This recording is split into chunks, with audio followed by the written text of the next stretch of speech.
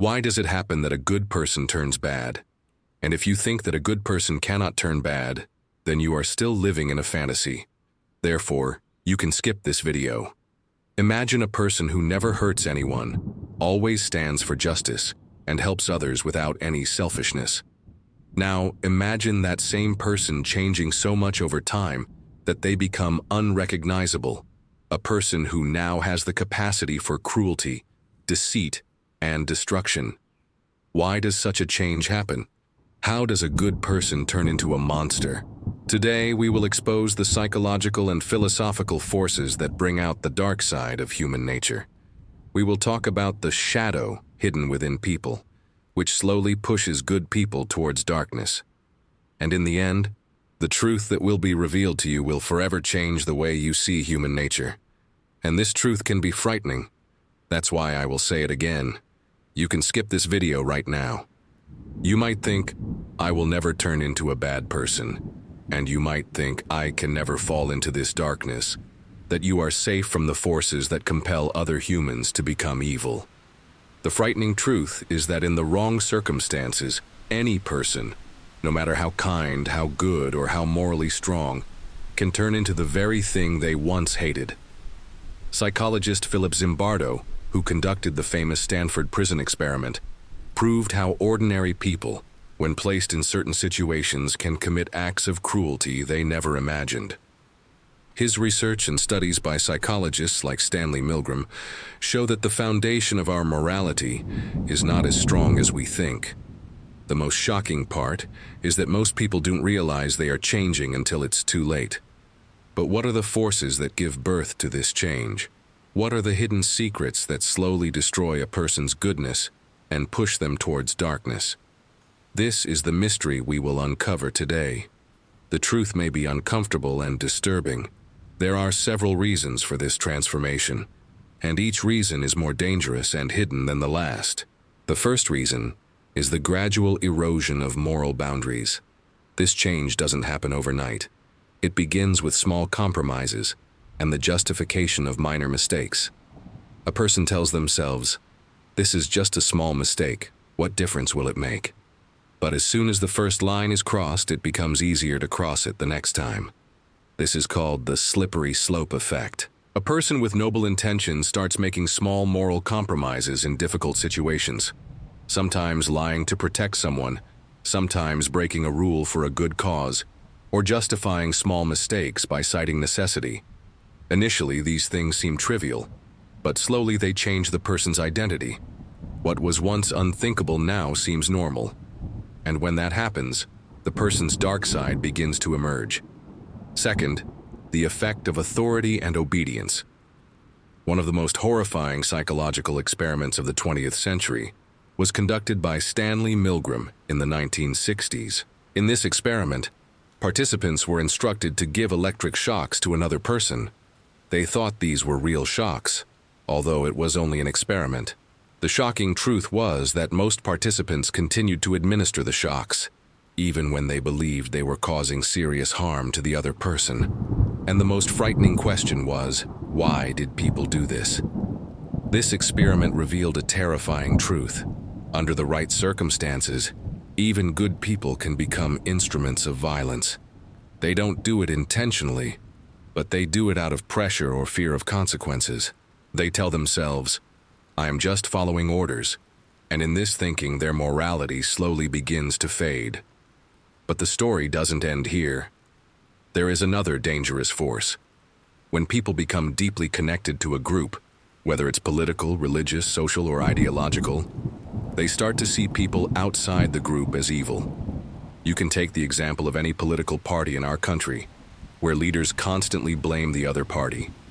And when this happens, a dangerous mental shift begins. History is a witness to how common people were made to believe that their enemies were less than human. But the truth is the opposite. Good people have the most enemies, and this is something good people can never understand. But when such a person is subjected to oppression, they transform into an evil person. This is the moment when even a kind person can become a monster. When a person no longer considers their victims worthy of compassion, they convince themselves that it is right to cause them pain. Now think, How many atrocities in history were committed by people who once considered themselves good, moral, and righteous? Did they wake up one day and decide to become monsters? No. It was a slow process of small moral compromises that brought about a change within them that even they could not recognize. And now, the most disturbing question arises: could this happen to you too? Could you, under the right pressure and circumstances, become something you never thought you could be? The answer is not that simple. The truth is far more complex and frightening. Now we will understand the psychology in which justification and the illusion of being right push a person into their own darkness. But the most dangerous step is yet to come. The final truth that is the most shocking of all. The most fatal step: self-justification. The most dangerous part of this transformation is that people rarely see themselves as villains, no matter how terrible the acts they are committing. They convince themselves, "I am still good. I am still on the side of justice." This is where cognitive dissonance comes into play. A very good example of this is Johann Liebert. No matter what evil he commits, in his eyes he is right, and that becomes his morality. That is why Johann Liebert is called a perfect psychopath. Psychologist Leon Festinger explained this concept. It describes the mental discomfort that occurs when our actions starkly contradict our beliefs. And when this disagreement arises, we don't always change our actions. Instead, we change our beliefs to justify our actions. Now, imagine a person who considers themselves kind and moral, but finds themselves in a situation where they have to harm others, whether physically, emotionally, or socially. After crossing the line, they don't tell themselves, "I did something wrong." Instead, they tell themselves, "I had no other choice. They deserved it. It was necessary for a greater cause." And this is the process that slowly pushes a good person into darkness. This is the moment where a person, despite standing with evil, still considers themselves good. Their mindset changes, and the speed of their downfall accelerates. This is why there are so many examples in history where people continued to commit horrific atrocities while still believing they were doing the right thing. But cognitive dissonance doesn't explain everything. Another force is at work: the illusion of righteousness. This is even more dangerous. People don't just justify their wrongdoings. They gradually start to see themselves as superior to others. The more a person considers themselves morally right, the more easily they can punish and harm those they disagree with. This is called moral licensing. Research shows that when people see themselves as good and moral, they feel less guilty about committing wrongdoings later. A person who donates to someone in the morning feels less guilt when telling a lie in the evening. A leader who believes he is fighting for justice can justify silencing those who oppose him. The irony is that the more people believe they are right, the more blind they become to their own moral failings. History has proven this time and again. The greatest atrocities were committed by those who believed they were on the right side, not by those who saw themselves as evil. And this brings us to the dangerous stage where good people become monsters. When a person completely stops seeing another as human, they free themselves from the guilt of harming them. This is why propaganda has always been used in history to prove that enemies are monstrous, corrupt, or inhuman. Because once this mental shift occurs, morality breaks down. But the frightening thing is, this process doesn't just happen on a large scale in wars or political movements. It also happens in our everyday lives. It happens in workplaces, where people justify cruelty towards co-workers they dislike. It happens in relationships, when partners convince themselves that their mistakes are justified because the other person deserves it. It happens online, when people attack strangers with insulting words they would never dare to use in real life, because they don't see them as real people. And the most terrifying truth is, this can happen to any of us. No one is immune.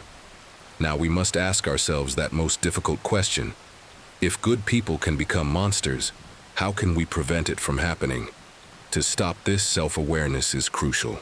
When we begin to understand our thoughts, emotions, and actions, we can stop ourselves before we go down the wrong path.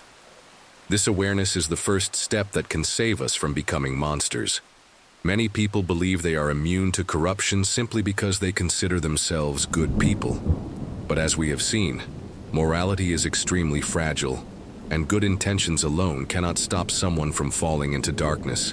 In fact, the belief that "I could never do such a wrong thing" is often where moral blindness begins. Self-awareness means accepting your own faults. It's understanding that under the right circumstances and pressure, we too can go down the wrong path. This is not a pleasant truth, but it is necessary to accept it, because until we recognize our weaknesses, we cannot prepare to avoid them. The most effective way to strengthen self-awareness is reflection. Regularly questioning our actions, intentions, and justifications helps us stay connected to our core values. It's important to ask yourself these questions. Am I currently justifying something that I once considered wrong? Am I treating someone differently because I see them as lesser in some way? Am I letting an authority or a group decide my morality? If someone else were doing what I am doing now, would I consider it right? These questions keep us connected to our inner morality, and these questions can become the shield that prevents us from falling into darkness. Self-awareness is the light that becomes our greatest strength in fighting the darkness. Even small steps can test our morality. The only way to stop them is to ask tough questions, challenge harmful beliefs, and not let the world decide what we become. But the most important thing is this: the battle between good and evil is not fought outside. This battle is fought every day within us in every decision we make. The philosopher Alexander Solzhenitsyn said, "The line separating good and evil passes right through every human heart." This is the ultimate truth. No one is a complete monster, and no one is a complete saint. They are just human. Humans who are shaped by their choices, by their environment, and by their willingness to confront the darkness within themselves. Now ask yourself, are you making decisions that strengthen your integrity, or are you letting small compromises lead you astray from your values? Are you shaping your environment, or is your environment shaping you? Because in the end, the difference between a good person and a monster is determined not by their fate, but by their choices. And this choice is yours every day, every moment. You decide what you want to become.